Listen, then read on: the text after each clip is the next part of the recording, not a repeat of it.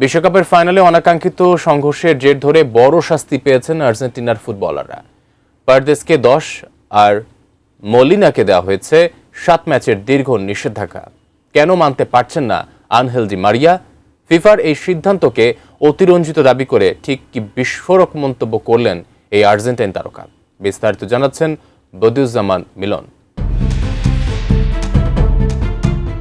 সর্বশেষ বিশ্বকাপের ফাইনাল শেষে স্পেনের খেলোয়াড়দের সঙ্গে সংঘর্ষের ঘটনায় আর্জেন্টিনার 2 খেলোয়াড় লিয়ান্দ্রো পারেদেস ও নাওয়েল মলিনাকে শাস্তি দিয়েছে ফিফা।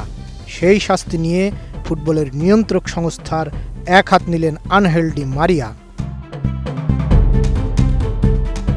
ফাইনালের পর সংঘর্ষের ঘটনায় পারেদেসকে 10 ম্যাচ এবং মলিনাকে 7 ম্যাচ নিষিদ্ধ করেছে ফিফা।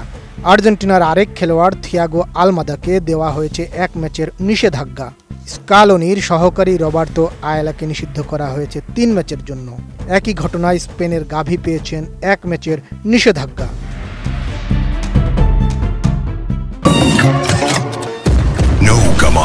মশা দিবসে এক্সট্রিম সমাধান। আর্জেন্টাইন প্রিমেরা ডিভিশনে নিজেদের সবশেষ ম্যাচে টালেরেসের সঙ্গে 2-2 গোলে ড্র করেছে রোজারিও সেন্ট্রাল। দলটির হয়ে 2টি গোলই করেন ডি মারিয়া। এরপর মিক্সড জোনে সাংবাদিকদের সঙ্গে কথা বলেন এই তারকা ফুটবলার। সেখানেই উঠে আসে পারেদেস মলিনার শাস্তির প্রসঙ্গ।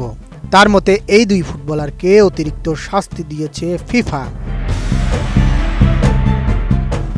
ডি মারিয়া বলেন, আমি সব সময় পারেদেসের সঙ্গে কথা বলি, এটা অতিরঞ্জিত, নিশ্চিতভাবেই শাস্তি অনেক কম হবে। শুধু তার জন্য নয়, নাওয়েল মলিনার ক্ষেত্রেও। খেলোয়াড়দের মধ্যে উত্তেজনার ঘটনা অস্বাভাবিক মনে হচ্ছে না ডি মারিয়ার কাছে।